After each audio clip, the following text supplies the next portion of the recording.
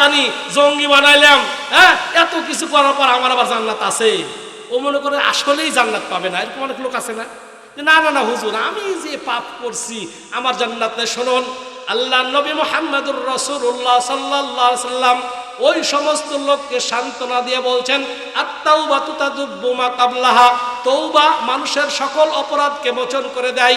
কেউ যদি আল্লাহর কাছে তওবা করে, সে যত বড় অপরাধী হোক না কেন, যত বড় অপরাধ হোক, কেউ যদি খাঁটি অন্তরে তওবা করে, আল্লাহ রাব্বুল আলামিন ইয়া আইয়ুহাল্লাযীনা আমানু তুবু ইলাল্লাহি তাওবাতান নাসুহা আসা রাব্বুকুম আন ইউকাফফিরা আনকুম সাইয়্যাতিকুম ওয়া ইউদখিলাকুম জান্নাতিন তাজরি মিন তাহতিহাল আনহার। আল্লাহ রাব্বুল আলামিন বলছেন, ইয়া আইয়ুহাল্লাযীনা আমানু, হে আমার ঈমানদারেরা, তুবু ইলাল্লাহি তাওবাতান নাসুহা, তোমরা খাঁটিভাবে তওবা করো।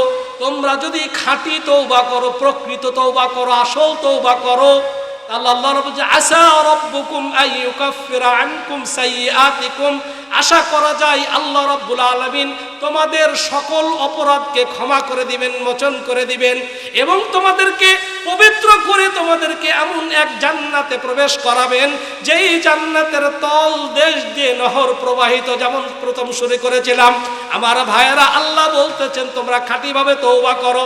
তোমাদের তওবা যদি প্রকৃত তওবা হয়, আসল তওবা হয়, আসলেই যদি তওবা করো, খাঁটি তওবা করো, আল্লাহ নিজেই বলছেন, তাহলে কি করবেন? আল্লাহ আপনি আমাদেরকে কি করবেন? ক্ষমা করে দিবেন এবং জান্নাতে প্রবেশ করাবেন। এটা কার কথা? আল্লাহর কথা। এবার আসুন, আল্লাহ যে ক্ষমা করে দেয় এটা আমরা হাদিসে জানবো।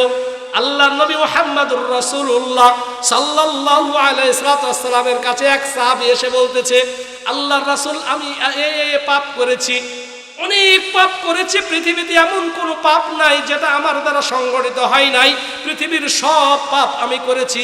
আল্লাহ রাসূল, আমার জন্য জান্নাত আছে কিনা? আল্লাহ নবী বললেন, আতাশহাদ আল্লা ইলাহা ইল্লাল্লাহ ওয়া আন্নী মুহাম্মাদুর রাসূলুল্লাহ, ওরে আমার সাহাবী, তুমি কি এই সাক্ষ্য দাও আল্লাহ ছাড়া সত্য মাবুদ নাই এবং আমি মুহাম্মদ আল্লাহর বান্দা এবং রাসূল, এই সাক্ষ্য দাও কিনা? সঙ্গে সঙ্গে ওই সাহাবী বলছেন, আশহাদু আল্লা ইলাহা ইল্লাল্লাহ, আল্লাহ ছাড়া সত্য কোনো মাবুদ নাই, ওয়া আন্নাকা মুহাম্মাদুর রাসূলুল্লাহ, আর আপনি মুহাম্মদ হচ্ছে আল্লাহর রাসূল।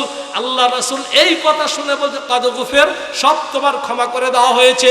এবার সাহাবী বলছে, আল্লাহর রাসূল, আমি মদ খেয়েছি, আল্লাহর রাসূল, আমি জেনা করেছি, আল্লাহর রাসূল, আমি এটা করেছি ওটা করেছি। এবার সে লম্বা ফেরেশতা দেওয়া শুরু করলেন।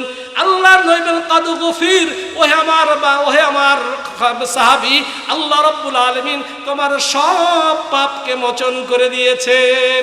তার শর্ত কি? কি করতে হবে? বোঝেন নাই মনে হয়। তওবা করতে হবে। কি করতে হবে? তওবা।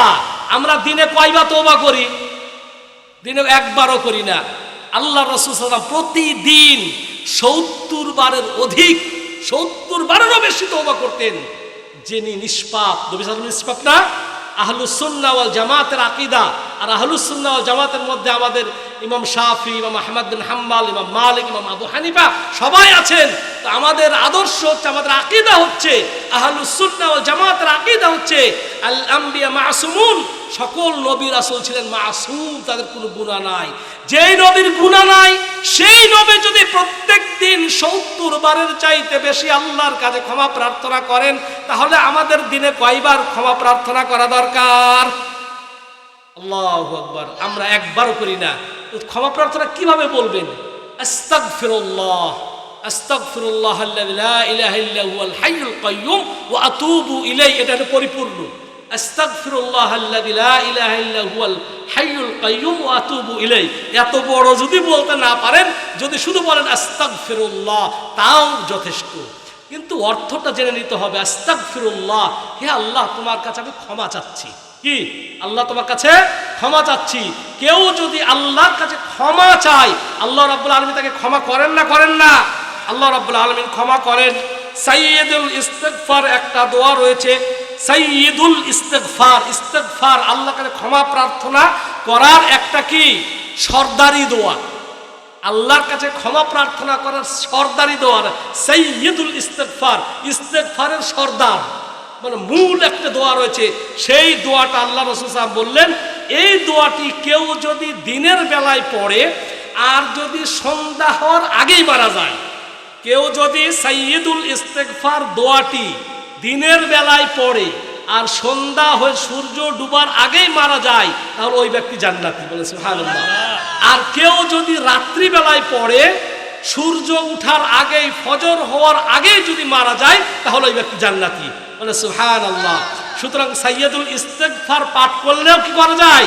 জান্নাতে যাওয়া যায়। আর তওবা করলে তো জান্নাতে যাওয়া যায়, তাই না? একটা একটাকে শেষ করে দেয় আগে তওবা। তাহলে আমাদেরকে তওবা করতে হবে। আল্লাহ রাব্বুল আলামিন, ওই যে বলছিলাম যে আমরা অনেক ভাইকে বলি, ভাই আর গাঁজা খাইস না রে ভাই, গাঁজা খেলে নামাজ কবুল হয় না, বিড়ি খেলে নামাজ কবুল হয় না, সিগারেট খেলে নামাজ কবুল হয় না, এগুলো হারাম বলেন মাকরু বলেন, আমরা তো হারামই বলি, আপনারা আবার বলেন মাকরু বলেন, তাই না? আপনারা বলেন মাকরু, কিন্তু আমরা জানি যে হারাম। আমরা সৌদি আরবে লেখাপড়া করছি, তো নামের শেষ হয়তো দেখছি না, সাইফুল ইসলাম কি লিখছে? সাইফুল ইসলাম মাদানী। মাদানী মানে মদিনা ইসলামী বিশ্ববিদ্যালয়ে আমরা লেখাপড়া করেছি। এখানে দাওরা ফারেক করার পরে মদিনা বিশ্ববিদ্যালয়ে গিয়ে আকীদা এবং তাওহীদের ওপর 4 বছর আমরা ওখানে অনার্স কমপ্লিট করেছি। 4 বছর শুধু আকীদা এবং তাওহীদের ওপরই পড়েছি। যেহেতু বাংলাদেশের মানুষ অধিকাংশ আকীদার ক্ষেত্রে, তাওহীদের ক্ষেত্রে দুর্বল। আমাদের হানাফি মাযহাব, আমরা দেওবন্দি, তাই না? এই দেওবন্দিটা হচ্ছে আহলুস সুন্নাহ ওয়াল জামাতের অন্তর্ভুক্ত, কিন্তু এই দেওবন্দীদের আকীদাগুলোকে নষ্ট করেছে ব্রেলভিরা। ব্রেলভিরা হচ্ছে কবর পূজারী, মাজার পূজারী। ওরা কবরে সেজদা করে। ওরা কি করে? কবরে সেজদা করে, ওরস করে। কিন্তু দেখেন আমরাও কিন্তু যাই। ওই যে একটু আগে বলছিলাম না যে মুহাস্তান যান না, অনেকে যায়, এটা আপনারা বোঝেন না তাই যায়। সাইদি সাহেবের ওয়াজ শুনছেন? সাইদি সাহেবের ওয়াজ শুনছেন? শিরকের বিরুদ্ধে বলে নাই? শিরকের বিরুদ্ধে বলে না? বলে না? বড় বড় আলেমরা শিরকের বিরুদ্ধে বলে না? বলে না? কিন্তু আমরা এই শিরকগুলো এসেছে আমাদের মাঝে সব হচ্ছে ব্রেলভিদের মাধ্যমে। কিন্তু আমরা সাধারণ জনগণ, ব্রেলভিরা যে মুশরিক, ওরা যে শিরকের আড্ডায়, খানকা মাজারগুলো সব হচ্ছে শিরকের আখড়া। কিন্তু আমরা ওগুলো কি ওই যে আপনার বলবো যে ব্রেলভিরা ওগুলো করে।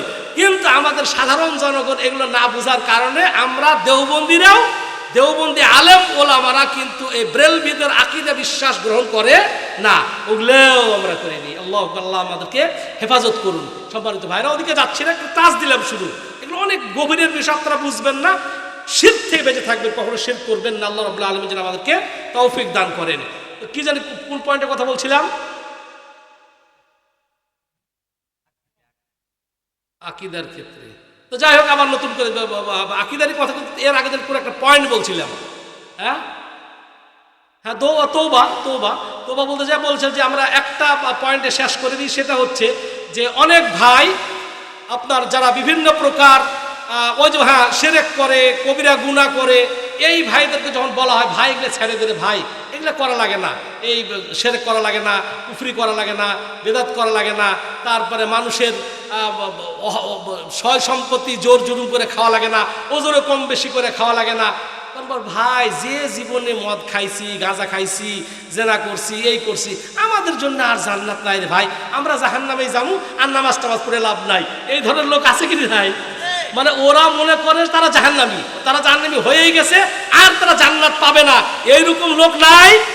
আল্লাহ রাব্বুল আলামিন ওই সমস্ত লোক দেয়, যুবক যারা ক্লামবোর্ড খেলো, তাস খেলো, গুল, জর্দা, বিড়ি, সিগারেট হারামের সাথে জড়িত, তোমরা যারা মনে করো যে না না না এত কিছু করলাম আবার জান্নাত কি পাওয়া যায়, জাহান্নামে মনে হয় আমাদের ঠিকানা, আল্লাহ রাব্বুল আলামিন ওই সমস্ত লোকদেরকে ডাকতে বলছেন, কুল ইয়া ইবাদিয়াল্লাযীনা আসরাফু আলা আনফুসিহিম লা তাকনাতু মির রাহমাতিল্লাহ। আল্লাহ রাব্বুল আলামিন ওই সমস্ত মানুষদেরকে বলছেন, হে আমার বান্দারা, তোমরা যারা পাপ করতে করতে করতে সীমালঙ্ঘন করে ফেলেছো, মনে করেছো তোমাদের জন্য জান্নাত নাই, তোমাদেরকে আল্লাহ রাব্বুল আলামিন ক্ষমা করবে না। আল্লাহ বলছে লা তাকনাতু মির রাহমাতিল্লাহ, তোমরা আল্লাহর রহমত থেকে নিরাশ হয়ো না। আল্লাহু আকবার। কে বলছেন? আল্লাহ বলছেন, হে আমার বান্দারা, তোমরা যারা পাপ করতে করতে করতে সীমালঙ্ঘন করে ফেলেছো, মনে করছো তোমাদের জন্য আর জান্নাত নাই, তোমাদের জন্য জান্নাত হারাম। হে আমার বান্দারা, লা তাকনাতু মির রাহমাতিল্লাহ, আল্লাহর রহমত থেকে তোমরা নিরাশ হয় না।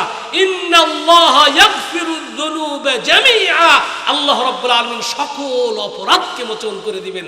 বলে সুবহানাল্লাহ। সম্মানিত ভাইরা, সুতরাং নিরাশ হওয়ার কিছু নাই। যত পাপ করে থাকেন না কেন, তওবা যদি করেন আল্লাহ রাব্বুল আলামিন আপনার তওবাকে কবুল করবেন। কিন্তু তওবা আবার দুই প্রকার। কয় প্রকার? একটা হচ্ছে আল্লাহর সাথে তওবা, হুকুকুল্লাহ, আর একটা হুকুকুল ইবাদ। একটা হচ্ছে আল্লাহর হক, আর একটা হচ্ছে বান্দার হক। নামাজ পড়েন নাই, তওবা করেন, আল্লাহ মাফ করে দিবে। যাকাত দেন নাই, তওবা করেন, আল্লাহ মাফ করে দিবে। হজ করেন নাই, তওবা করে হজ করতে যান, আল্লাহ মাফ করে দিবে। তাসবিহ করেন নাই, কোনো সমস্যা নেই। মানে আল্লাহর সাথে সম্পৃক্ত গুলো তওবা করার সাথে আল্লাহ মাফ করে দিব। কিন্তু বান্দার হক, একজনে মিথ্যা সাক্ষী দিয়ে জেল খাটাইছেন, হুজুর শুধুমাত্র খুতবার বয়ানে সুদের বিরুদ্ধে বলছে, আপনি এখন শেরপুর থানায় বলছেন যে জঙ্গি হুজুর, জঙ্গি স্যার জঙ্গি পাওয়া গেছে, স্যার মৌলবাদ পাওয়া গেছে, এরাই হচ্ছে পাকিস্তানের পক্ষে। এই বলে যে আপনি যে জঙ্গি বানায়, নাটক বানায়, মিথ্যা সাক্ষী দিয়ে, মিথ্যা কেস দিয়ে এখন হুজুর হোক আর সাধারণ আমাদের দেখেন দল এক দল আর একজনকে ফাঁসায়, মিথ্যা ফাঁসায় দিয়ে 12 বছরের জেল খাটাইলেন।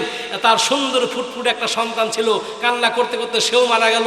মেয়েটা দেখলো আর স্বামী আর মনে হয় আর ফিরে আসবো না, সেও চলে গেছে। 12 বছরে এসে দেখলো তার মেয়েও নাই, তার ছেলেও নাই, তার বউ নাই, তার মাটা মারা গেছে। এটা কি সহজে মাফ হবে? তারপর যার জমি দখল করছেন, এটা হবে? ফুফুর জমি এখনো দেন নাই, বোনের জমি এখনো দেন নাই, বড় ভাই মারা গেছে, এই ওসিলায় আপনার ভাইস্তার জমি আপনি বের করে দেন নাই, জমির দখল করছেন, বাংলাদেশের টাকা আপনি সুইজারল্যান্ডে পাচার করছেন, রডের বদলে আপনি কি বাঁশ দিছেন।